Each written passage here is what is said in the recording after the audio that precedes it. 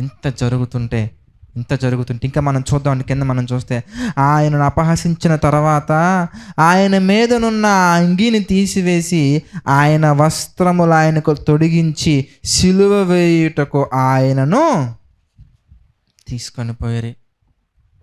పిల్లరా, ఇవన్నీ చదువుతుంటే మనకి ఒక కోణంలో ఆవేశం వస్తుంది. ఎంత జరిగింది నా కోసమే కదా అనే ఒక పశ్చాత్తాపం కూడా వస్తుంది. అయితే ఇంత జరుగుతుంటే దేవుని యొక్క మాటలు, యేసుక్రీస్తు వారి మాటలు మనకు చూస్తే నిజంగా ఇది కదా ప్రేమ అంటే, ఇది కదా ప్రేమ అంటే, ఇది కదా ప్రతి క్రైస్తవుడు కలిగి ఉండాల్సిందంటే, ఇది కదా ప్రవర్తనలో చూపించడం అంటే, ఇది కదా నిజమైనటువంటి ప్రేమ అంటే అనే పదం మనకి చెప్పకుండా మానలేమండి. ఇంత జరుగుతుంటే యేసు ప్రభువు మాట్లాడుతున్న మాట మీరు చూస్తే లూకాసు వార్త మనం చూద్దామండి. లూకాసు వార్త మనం చూస్తే 23వ అధ్యాయం మనం చూద్దాం. లూకాసు వార్త 23వ అధ్యాయము 34వ వచనం మనం చూస్తే యేసు ప్రభువు వారు అంటున్న మాటలు మీరు చూడండి. ఏమండి, యేసు ఆయన మాటలండి. యేసు అంటున్నారు, తండ్రి వీళ్ళందరినీ ఒక్కొక్కడి కన్నేంటో కాలేంటో తెలియకుండా వాడి యొక్క శరీరంలో ఉన్న ప్రతి అవయవము లోపల ఉన్నటువంటి నరాలు కనెక్షన్ లేకుండా చేసే ప్రభువా అంటలేదండి ఆయన. అంటే తల్లి గర్భంలో ఉన్న మనకి ప్రతి అణువు ఎదిగేలా చేసి ప్రతి అవయవాన్ని చక్కగా అమర్చిన దేవునికి ఏ అవయవానికి ఇంకొక అవయవం సంబంధం లేకుండా భూమి బతుకున్నప్పుడు చేయగలరండి ఆయన. తండ్రి ఒక్కొక్కడి కళ్ళు పని చేయకుండా చేయి ప్రభు అంటలా, ఒక్కొక్కడి కాలు ఎరగొట్టే ప్రభు అంటలేదు, ఒక్కొక్కడికి కుటుంబాలనే సర్వనాశనం అయిపోవాలి అంటలేదు ఆయన. ఆయన అంటున్న మాట ఏంటో మీరు చూస్తే, తండ్రి వీరేమి చేయుచున్నారో మాట చూడండి, తండ్రి వీరేమి చేయుచున్నారో వీరు ఎరుగరు గనక వీరిని క్షమించమని చెప్పాను. అయినప్పటికీ వాళ్ళు ఎలా ఉన్నారు, వారు ఆయన వస్త్రములు పంచుకుంటే చీట్లు వేశారంట. అంత జరుగుతున్నా కానీ, ఆయన్ని అపహాసిస్తున్నా కానీ, ఆయన నిందిస్తున్నా కానీ, ఆయన్నే కొడుతున్నా కానీ, ఆయన ముఖం మీద ఉమ్ము వేస్తున్నా కానీ, ఆయన తల మీద ముళ్ళ కిరీటం పెట్టినా కానీ, ఆయన చేతుల మీద కాళ్ళ మీద మేకులు కొట్టినా కానీ, ఆయనను సిలువకు వేలాడి తీసినా కానీ, ఆయన మాట్లాడే మాట ఏంటంటే, తండ్రి వీళ్ళు ఏం చేస్తున్నారో వీళ్ళకి తెలీదయ్యా, వీళ్ళని క్షమించయ్యా. ఏమండి, ఆనాడు ఆ కాలంలో ఉన్నటువంటి ప్రతి ఒక్కరు కూడా ఆయన అవమానించినటువంటి వారిలో ఉన్నటువంటి వారు ఆయన యొక్క విలువ తెలియక అలా చేస్తున్నారండి. ఆయన విలువ తెలియక అలా చేస్తున్నారు. అందుకే వాళ్ళ గురించి మరొక మాట మనం చూడగలిగితేనండి మనల్ని ఆశ్చర్యాన్ని కలిగిస్తుంటుందండి. కొరింథీయులకు రాసిన పత్రిక మనం చూసాం అనుకోండి, వాళ్ళందరి గురించి ఇంత చేశారు కదా, ఇంత యేసు ప్రభువు వారి పట్ల వాళ్ళు గైకొన్నారు కదా, వాళ్ళు చేసినటువంటి ప్రతి చెత్త పనిలో కొన్ని మాత్రం నేను చెప్పాను. ఇంకెక్కువ మాట్లాడితే నన్ను నేను కంట్రోల్ చేసుకోలేను, ఎందుకంటే నేను ఏడుస్తాను ఇంకా. ఎందుకంటే అంత జరిగింది యేసు ప్రభువు వారి జీవితంలో. ఆయన మన జీవితాల్లో మార్చడానికి ఆయన జీవితంలో జరిగిన ప్రతి కార్యాన్ని నేను వివరించుకుంటూ వెళ్ళిపోతే నిజంగా నేను ఇక్కడ బహుశా ప్రసంగం చేయలేను. ఎందుకంటే అది ఒంటరిగా ఉన్నప్పుడు చదువుకుంటే ఆ ప్రతి అధ్యాయం కనుక మనం చదువుకుంటేనండి, నిజంగా దేవుడి కొరకు ఏదో ఒకటి కాదు ప్రతి ఒక్కటి చేయాలి, ప్రతి క్షణం దేవుని కొరకే బ్రతకాలనే ఆలోచన తప్పకుండా వస్తుందండి. మనం చదివితేనే కదా. బైబిల్ చదవకపోవటం వల్ల మనకు తెలియట్లేదండి. ఒక్కసారి చదివితే మనస్ఫూర్తి చదివితే దేన్ని పట్టించుకోకుండా బైబిల్ చదువుకుంటున్నప్పుడు ఫోన్లు అవి ఇవి కాకుండా అన్ని పక్కన పడేసి, కావాలంటే ఒక రూమ్లో పడేసి స్విచ్ ఆఫ్ చేసి పక్కన పడేసి కూర్చొని కనుక బైబిల్ని ఏకాంతంగా మనం చదువుకుంటే కనుక, ప్రతి విషయాన్ని ధ్యానం చేస్తే కనుక దేవుని కొరకు ఎంతో కొంత చేయాలనే మాట రాదండి. అంతా దేవుని కొరకే చేయాలి, నా జీవితం అంతా యేసయ్యకే, నా జీవితం అంతా దేవునికే అనే మాటలు వస్తాయండి. చూడండి, కొరింథీయులకు రాసిన మొదటి పత్రిక మనం చూస్తే 2వ అధ్యాయం మనం చూద్దాం. కొరింథీయులకు రాసినటువంటి మొదటి పత్రిక 2వ అధ్యాయం మనం చూస్తే ఏమండి 7వ వచనం నుంచి మనం చూద్దాం. 7వ వచనం నుంచి మనం చూస్తే, దేవుని జ్ఞానము మర్మమైనట్టుగా బోధించుచున్నాము, ఈ జ్ఞానము మరుగై ఉండెను, ఈ జ్ఞానం ఎలా ఉందండి? మరుగై ఉండెను, జగతుత్పత్తికి ముందుగానే దీన్ని దేవుడు మన మహిమ నిమిత్తము నియమించెను, అది లోకాధికారులలో ఎవనికిని తెలియదు.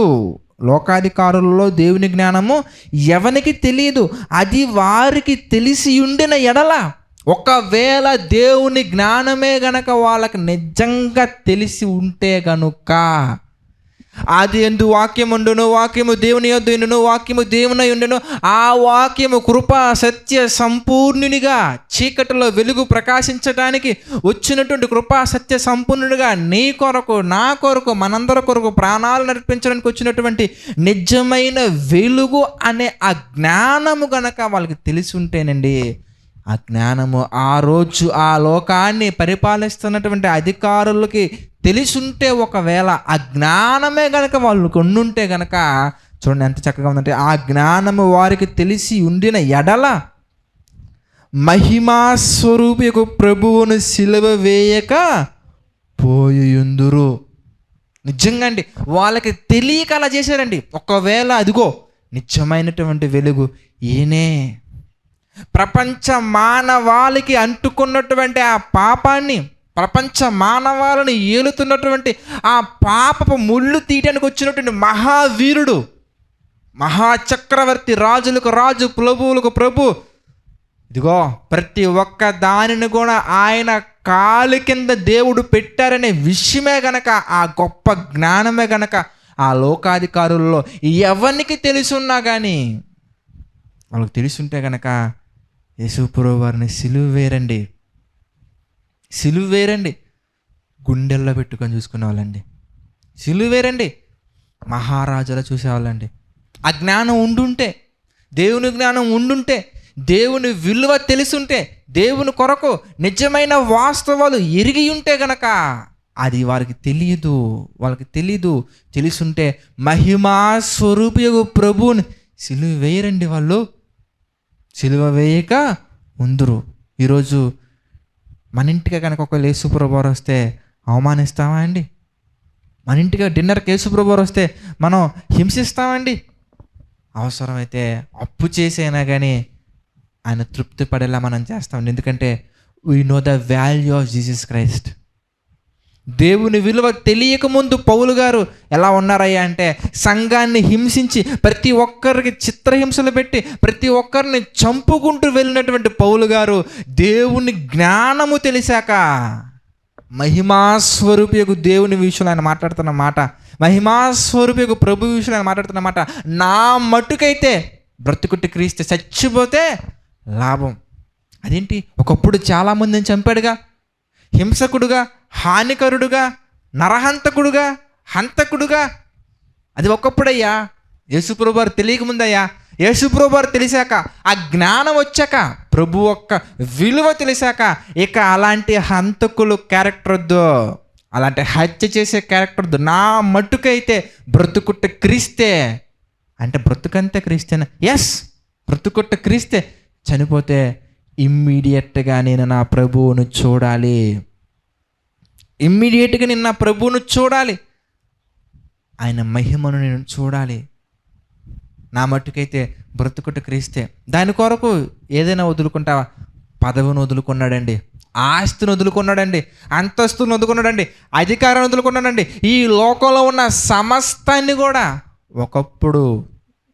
ఒకప్పుడు సమస్తాన్ని గొప్పగా చూసి సిలువ వేయబడినటువంటి యేసు ప్రభు వారిని అంగీకరించిన ప్రతి ఒక్కరిని హింసించినటువంటి పౌలు గారు ఇప్పుడు సమస్తాన్ని పెంటతో సమానంగా ఎంచి సమస్తాన్ని విడిచిపెట్టి, నా మట్టుకైతే బ్రతుకుట్ట క్రీస్తే, చావైతే లాభము, వెనుకున్న వాటిని మరచి ముందున్న వాటి కొరకు వేగిరపడుచు క్రీస్తు యొక్క ఉన్నతమైన పిలుపునకు తగిన బహుమానము కలుగవలనని గురి వద్దకే పరిగెడతారు. ఎందుకంటే వాళ్ళకి తెలియక, యేసుప్రభు వారిని గురించినటువంటి పరిపూర్ణమైన జ్ఞానము తెలియక, ఆయన ఎవరో తెలియక, ఆయన ఎందుకు వచ్చారో తెలియక, ఆయన గొప్పతనం తెలియక, ఆయన గురించినటువంటి అవగాహన లేనటువంటి అమాయకులండి అంత హింసించినటువంటి వారు. అందుకే దేవుడు వాళ్ళ గురించి ఏమన్నారు తెలుసా?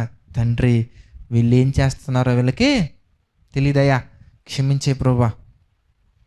అంటే తెలియకుండా ఉన్నప్పుడు ఆయన క్షమిస్తారంటే తప్పకుండా